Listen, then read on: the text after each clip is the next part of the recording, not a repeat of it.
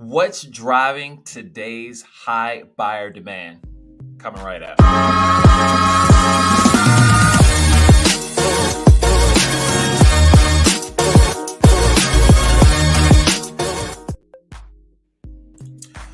Hey, what's up, Freddie? What's up? Man, I'm glad to have you on. I am excited to get into the topic today of what's driving buyer demand.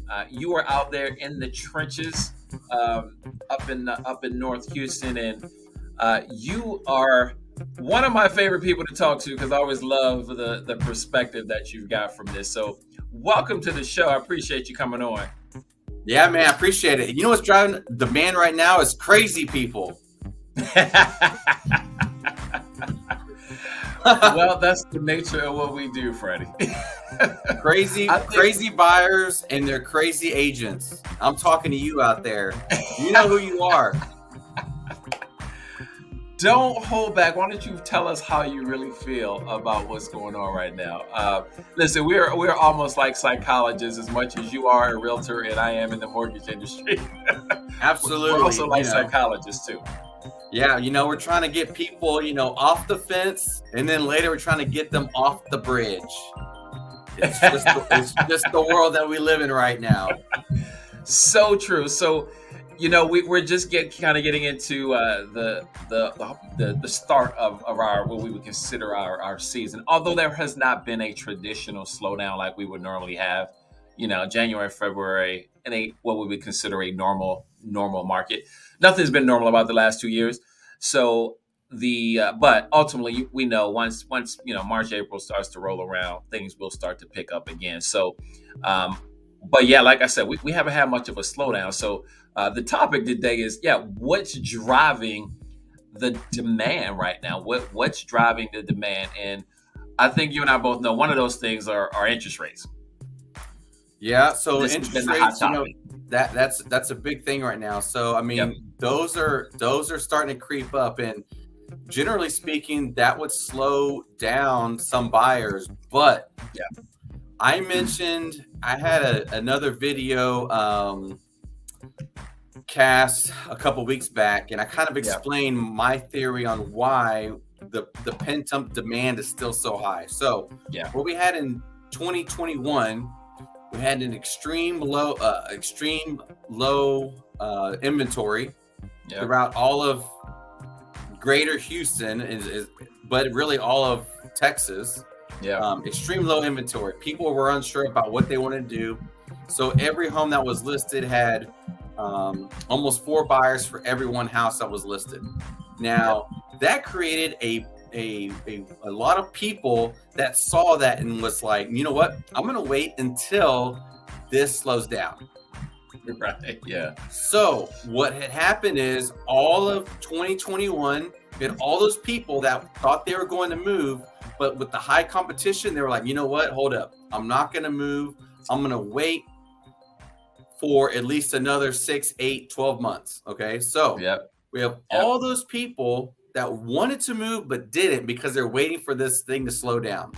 All those people are now in 2022, along with all the people that are now ready, all the people that are now growing out of their house, that have now gotten married, that are now ready to buy their first home. So we have a large number of people from 2021 that are now in 2022. So for this reason, in my opinion, this is why we still have this huge pin-up demand that's not going anywhere anytime soon. No, you are so right, dude. It's interesting because a lot of people were waiting last year thinking everything was going to crash 2022, right? I know you've heard it. I've heard it from several people last year thinking, oh, we're going to wait because this market's going to crash. It's going to crash in 2022. And I'm like, no, it's not. Yeah, I think a lot of people, and including myself, I thought if not a crash, a big slowdown and a big pullback.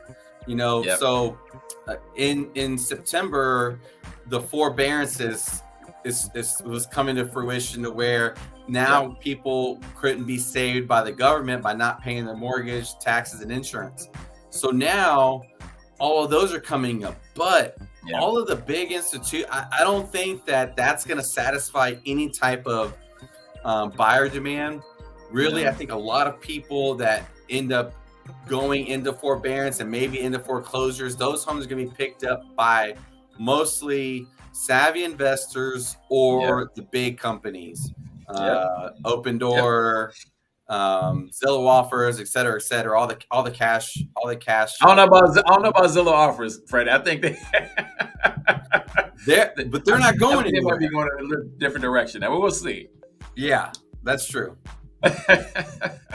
But They lost good. They lost good. So I was happy to see that. They went big. They went big. But you know what I tell people, like Zillow's not going anywhere. I mean, they're not.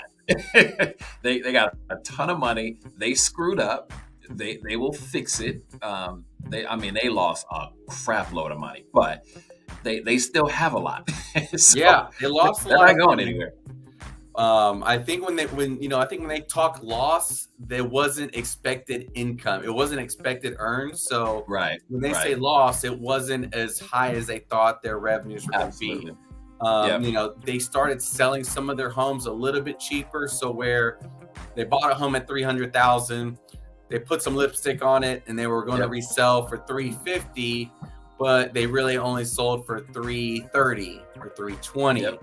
So they didn't make the profit margins they thought they were going to make. Correct. Still making some money. Yeah, no doubt about it. But yeah, they I think they're gonna kind of switch up their business model a little bit moving forward, so that they don't make that mistake again. Because I mean, it's a lot of money that they are. They're probably still in the red on this, but ultimately they'll bounce back. They're not going to go anywhere. So, but yeah, so interest rates, the demand for the demand from last year that didn't get in the game, that was waiting for this year, and now you got new people. So for most people that are either thinking about owning a home or they're in the process of looking right now, as rates start to creep up. So we saw some rates they were ticking up to around 4% for certain situations last week, and everybody was in panic mode. So interest rates, the expectation was that we weren't going to see what we're seeing right now until pretty later in the year. But who knew? Who would have thunk it? Like, we're here now, and so now people have to adjust. So the other thing I wanted to bring up is, yes, we all have to adjust. Buyers are going to have to adjust, because as those rates go up, the buyer buying power is going to go down, right? So this is a big thing for people that are trying to get into the game for this year, and maybe they were sitting on the sidelines for last year. A large part of those people being that millennial buyer, right? So I'm sure you guys probably deal a lot with, because this is the largest population right now that's buying home or looking to get into home ownership. Right. Yep. No, there's no doubt about it. They're getting smarter, and people are buying a little bit younger and younger now, which maybe I'm just getting older and older. So it just feels that way. But me too, Freddie. I'm with you. I am with you. But yeah, I mean, the millennial buyer right now, so figure 28-ish to 30. I forgot the exact age group for millennials, but that is the largest buying population right now. So for you and I, we're pretty much in that same category of age group, but it's the people that are in the buying process right now that's that late 28 to early 30 age group. That population, that's kind of like the peak right now for people to be buying. So that is increasing demand as well. Why the demand is so crazy. The other thing you had touched on, Freddie, is about investors, right? People don't understand that a lot of people that are buying up these homes don't even live here. Like, they're buying investment property, especially for us. Now, you're in North Houston, which you guys are like exploding right now. It's exploding everywhere in Houston, but you and I were talking before, like Conroe, for example, which is a little bit further past the Woodlands, is like one of the top growing cities in the country, not even just Houston. So the demand up where you guys are is huge, but it's like that everywhere in Houston, right? And even just Texas, period. Yeah, if you want to buy a new home, right now you're looking outside of 99. Yeah. They built 99. They've been building on 99 for the last 6-7 years. First they did the West Side Katy, and then they kind of worked its way around to the North Side. Now they're working on that East Side 99. And that's where so much of the growth in the Houston area has been kind of following that 99 highway and building massive communities all along there. And then Conroe, Montgomery County, people like Montgomery County and kind of what it represents. And, it's a popular place where people can kind of enjoy a little bit more freedoms and maybe they get in Harris County. Yeah. So, and then plus Montgomery County has a lot of the land that they're still developing. Right. Because for so long it was just the Woodlands. Yep. And then outside of the Woodlands, and now they've just expanded. So even though that people think that they're running out of space, there's still a ton of space. Yes. In Montgomery County, all in between like Conroe and Cleveland. And I mean, there's just massive opportunity still. Absolutely. So one of the other things, as far as demand goes, I want to speak on this because this is one of those things that is also helping increase buyer demand. It's inflation, right? So inflation right now, it's here. It's not going anywhere anytime soon. But as inflation increases, this also decreases your buying power as a buyer. Oh yes. And for you as a seller, I know you work with your team and your company works with both. But even from the seller side, you're selling. Most of these people are going to go buy. Most of them, not everybody, but most of them are. So inflation and interest rates, you got both of them going up at the same time, which is ultimately is going to slow down our market. So I've done a lot of research and reading about what the expectations are for us in this business for 2022. And the numbers are slightly less than last year. That's the projection, slightly less. But we're still going to be in an ultra competitive market for buyers trying to compete. And you were talking about offers, right? Before we were talking a little bit about making offers and things like that. So I want you kind of to touch a little bit on what a buyer could possibly do to maybe set their offer apart if you're in a competition with other buyers, which a lot of people are going to continue to be throughout this year. Yeah, a couple of things. If you're looking to buy a home, one thing that the sales price is important. Yes. Sales price is important to sellers, but a lot of times it's terms. Yeah. So like, what are the terms of the contract? Because I've won so many deals with just writing a better term than other agents. So a term could be, who pays for title policy, who's paying for surveys, are there leasebacks involved? Maybe there's a leaseback for the seller that's going to help them move to their next property in case they are still buying. So there's lots of terms that you can set as an agent that's really going to make your offer stand out. And so that's what I do. And I've had probably at least 5 or 6 agents tell me, we're taking your offer and you did not have the highest price. You had the best terms.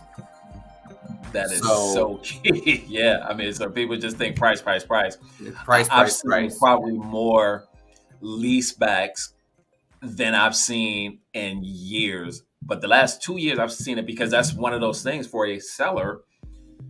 You're going to allow me to stay and then I can kind of, because people hate to move twice. That's what this whole leaseback usually comes down to. The seller doesn't want to have to put their stuff in storage, wait for a house, and so this leaseback thing is huge.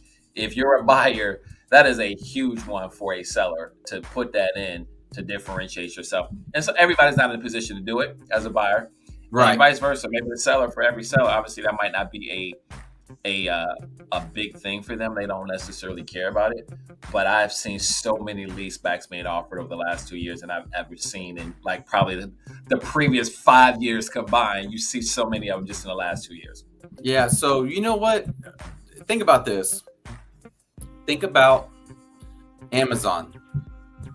Why does everybody use Amazon? Number one reason why everybody uses Amazon, it's because they provide convenience. That's it. Uber. Yep. What does Uber provide? Yep. DoorDash.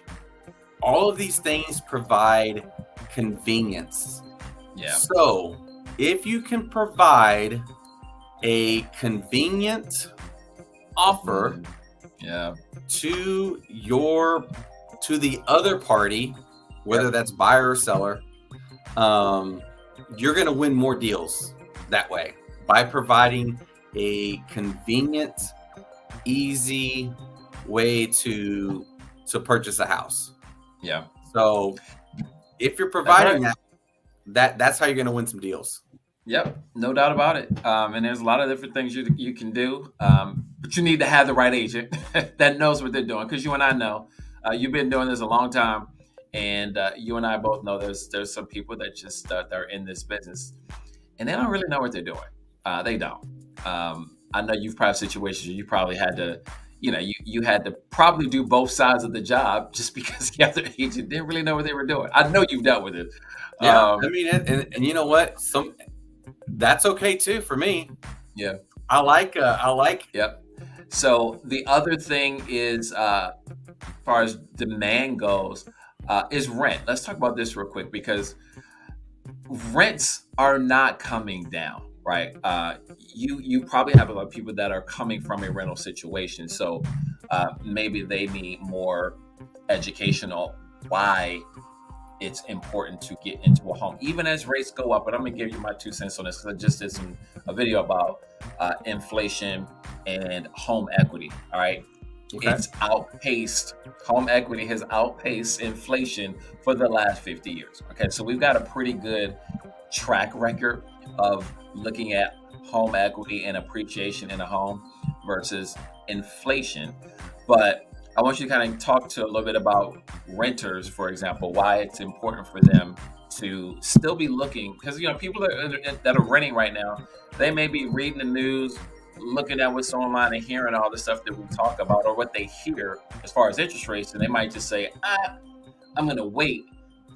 What do you say to somebody that's renting right now and says, I'm going to wait? My question is, what are you waiting for? Number one, but I want your 2 cents on what do you say? Somebody says, I'm going to keep renting, Freddie, because I want to wait for the market to change. Like, what are you waiting for? Well, that's almost exactly what I say. Well, tell me exactly what you're waiting right, for. Yeah. I'm waiting for the market to crash. I'm waiting for 2008. We have no. 2008 was something that has never really happened before for the last 80 years.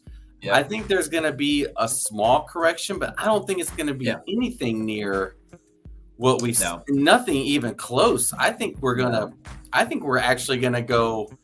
Last year I thought that this would be a down year, but as soon as we got to December and it was still riding high and going fast, I said, 22 is going to be worse than 21. If that's possible, I think it's actually going to happen.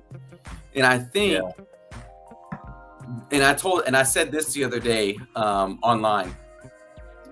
Right now, if you're thinking, I'm going to wait, in 2 years from now, you're going to say, man, I should have bought in 2022. Exactly. Because how things fast are going to move.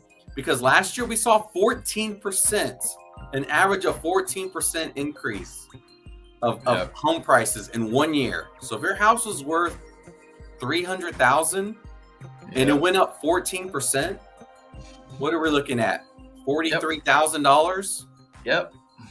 Okay. Yeah. This year they're projecting 10%. So that's 10% on 343. That's another $34,000. Mm-hmm. Okay, so in 2 years, your house went from 300 to 370. Yep. plus. Okay. It's Mind very blowing. possible. What if we see another 5% in 2023 and another 5% in 2024? Yeah. You're already in the 400s. Yeah. Like that. So like, no one's going to be able to predict an exact market crash, but Never.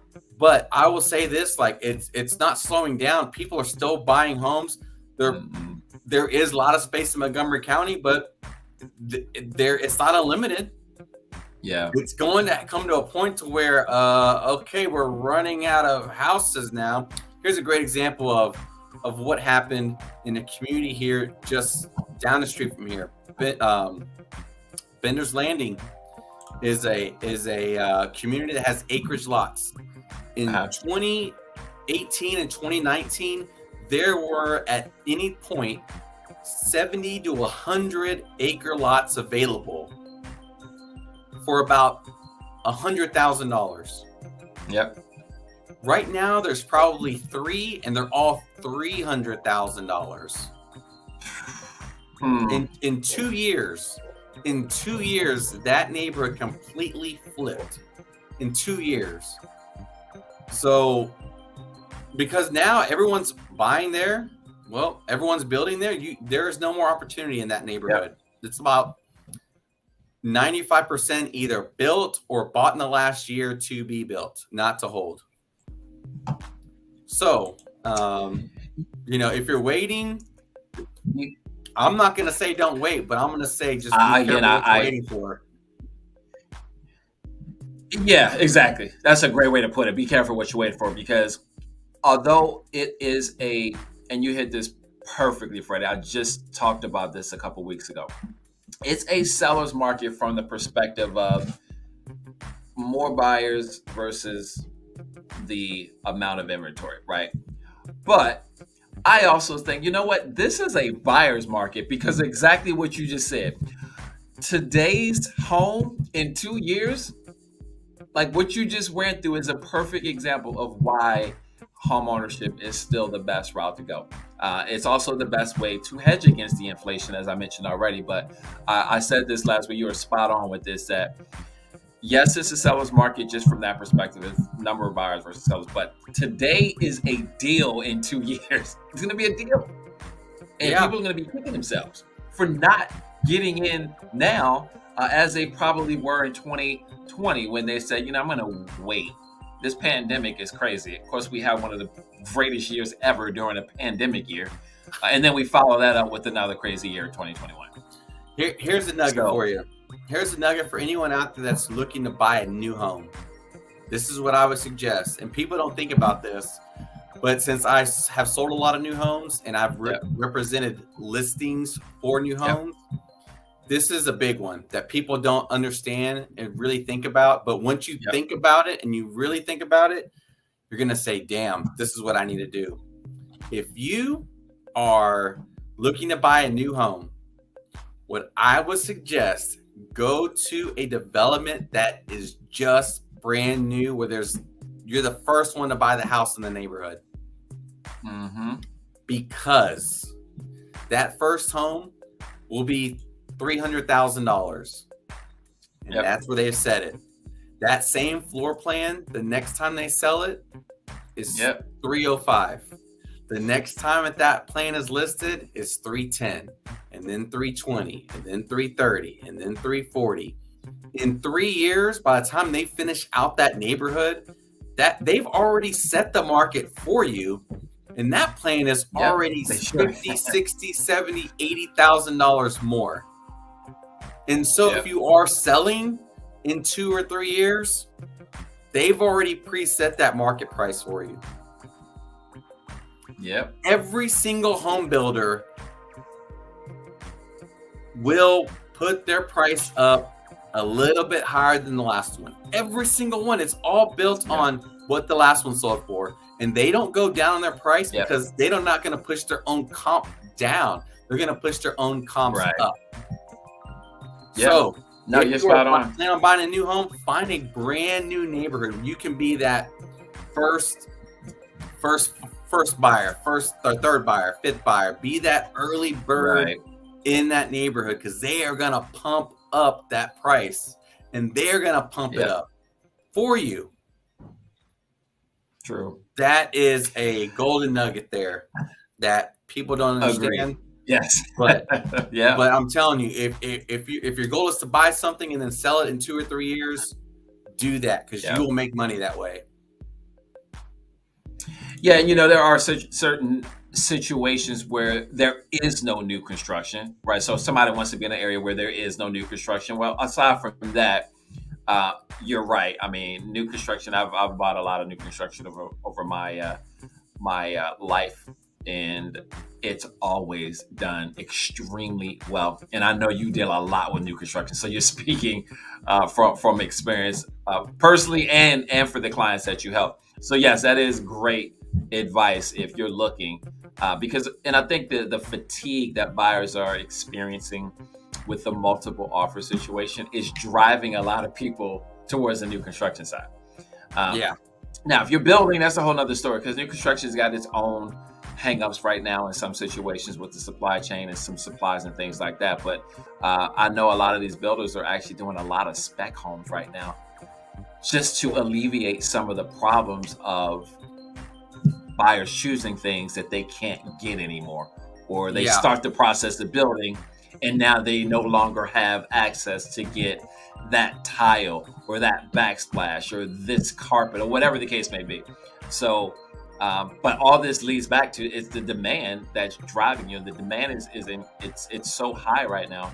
It's kind of forcing these builders to really figure out, okay, we got to do this maybe a little bit differently, and not allow people to pick out everything in their house. We got to spec this thing out to make it just easier for them and the salespeople that work for these builders. Yeah, and you know what I heard too, which was interesting? I heard that some builders actually bought, when the lumber in the last 3 or 4 months, when the lumber's been really cheap, they basically had bought all the homes, and this is a specific builder in Conroe, right? They had already purchased all the lumber for all the homes to spec them all out. They basically said, okay, we're gonna build 80 homes. We're gonna buy all the lumber for all the 80 homes right now, while the lumber is available and it's cheap, and we're gonna build all these homes and we're gonna sell them. And I actually thought that was really smart. Instead of waiting for the buyer to come, you know what? We'll spec them out. We'll pick everything out, and whoever wants it, we'll work with them. It is what it is. I mean, and no, but it just makes the process a whole lot more streamlined from the builder's perspective. It's like, we're gonna buy, and they probably to get a discount if you're buying that much. It's crazy as the market is on the lumber side. If you're buying that much lumber at once, you're going to get some type of a discount. It's going to happen. So the business model for a lot of these builders is changing a little bit. It's changing. They can't do it the way they were doing it 3 years ago because of the demand. And then, if they're buying, let's say, lumber for 80 homes, you know how many doors and doorknobs and hardware? And I mean, that's a lot of, it's lumber. I mean, all the sheetrock for all that. I mean, it's when they're committed like that, it makes sense though, because they're committed. The builder can get a discount by making that type of a commitment to lumber, all these other ancillary things that go along with building a home. They can save themselves money by doing it that way. And then it just makes the process for the salesperson, the realtor, the buyer, it's just less stressful when you're not having to select everything and worry, okay, am I actually going to be able to get that? Because I've seen it, Freddie, and I don't know if you had this happen, but I've had clients where they started the process of building, and the builder is now reserving the right to increase the price at a certain part of construction. So typically at sheetrock, between the time you sign and the time we sheetrock this home, we reserve the right to change the price. And it's not going down, it's going up for one reason or another. So it's just a very unusual market right now. again, we both been at this for a while. I've never seen anything like what we've been experiencing, the last 2 years. It's just been a very, very unique situation. But all of that it's driving the buyer demand. And now we've got higher interest rates. So people are like, I need to get in now before rates continue to increase. And it makes sense because it can increase, it can decrease your amount of qualifying as those rates start to go up. For some people, they may not be able to get what they want as rates to go up. Right. So, they may have to look at a different price range now because the rates have gone up. Right. Where before they could afford 300 when they were at 3.5%. Exactly. Yeah. Now the rates are at 4%, and now they're at 285. Yep. Or 290. So yep. There's a big difference. Change a lot. There's a big when there's a big difference in house between those 275 to 300. There's a significant difference that you can tell. No question. Yes, that can put you in a completely different neighborhood. Yeah, it really can. I mean, depending on what part of town you're looking at, that seemingly meaningless price difference, it could change a whole lot for people. Because that might put you, and the demand is different at different price ranges as well. From 200 to 300, 300 to 400, it's a little different in demand and where people are looking. And as you start to get to that higher end, which has always been that way, so 5, 6, 7 or higher, demand is always a little bit lower. But even the high end right now, the demand on the high end, it's still moving. It's moving. Yeah, I saw a house for 1.7 million sold in a day. Yep. It's Chris. Yeah. I mean, there's so many people. And we got so many people that come in from other countries, other cities, other states. Texas is a hot commodity right now, period. And so that's driving that higher end as well. You figure you coming from California, Connecticut, New York, Oregon, Washington State, Oregon. Oregon's a pretty big one too. High cost areas, and they come to Houston and buy a house for $1 million. I mean, they're getting way more money for their San Francisco. We're gonna get more from San Francisco. I would guess also because no doubt. So what is a great way for people to reach you? I'm gonna share. I know you got the realtybridge.com website. Give people the rest of your information. So most people can go to my website, which is the realtybridge.com. You can also call me direct. It's 832-606-3709. You can find me at facebook.com/the real Freddie P. Yep. So I'm always available and out there to help people buy and sell homes. So Freddie and I have, it's been like 3-4 years. It's probably been longer than that now, Freddie. And like I said, I love talking to you because you're just one of those super. Everybody's different, right? You just have an education about real estate that a lot of people just don't have, and you're always educating yourself as well, which is what I love. So I love talking to you, man. I appreciate the time. Yeah, it's going to be an interesting year. I'm curious to see what happens in 2022 because I as much as I read and research and all the predictions about this, I mean, again, I had no idea we're going to be at 4% this early in the year. I think for all of us, we're kind of like, wow, that happened quickly. So, trying to predict what's going to happen.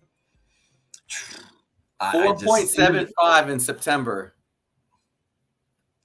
I hope not, man. That's my prediction right now. 4.7. We'll say the video. 4.75 September 1. Oh my gosh, you're gonna scare everybody away. But I will say this, as I always say, the interest rate, it matters. I understand we all want a low interest rate, but sitting on the sideline waiting for what I don't know, but with the mindset that I'm just going to stay put in my rental. Rents are going up too. Oh yeah, they're going up. They're going to go up also. There's no doubt about it. Rent will go up. you are much better off getting into a fixed rate mortgage where the principal and interest payment does not change at all. Yes, taxes and insurance can fluctuate a little bit, possibly, but your mortgage payment is set, right? Whereas the rents just continue to go up and up and up and up. Rent has And never gone there was down no sign of slowdown. since they started calling it renting thousands of years ago. Has never gone down ever. No. And there is no sign, because as crazy as the real estate market is on the sale for us, what we do, the renting market is crazy too. It's just as crazy. Absolutely. Because everybody can't, maybe. Yeah, I was so I was gonna say, take advantage of home ownership while you can, because you do get, some tax benefits, and you definitely ask your CPA about that. But there are lots of benefits to home ownership, including riding this wave. yeah, I mean, again, it is the number one way for most people to build any type of wealth. I mean, it's real estate. You just, the numbers you broke down over a 2-3 year period, as far as like appreciation goes. I mean, we're probably going to be pretty close to that. So you get in now. Just don't think about today. Think about 2 years from now, and what you're getting today is going to be a deal in 2024. So keep that in mind. Reach out to Freddie, guys, if you've got questions. Freddie P, broker owner of the Realty Bridge. Thank you, Freddie. I appreciate you. And go check Freddie out, therealtybridge.com. He's got a great team. And make sure you guys also go subscribe to mortgagebosstv.com. That's our YouTube channel. Go subscribe, give us some feedback, and if you got questions about real estate, reach out to Freddie. Freddie, thank you. Appreciate you, brother. Have a great day. You got See it, you guys in the next video.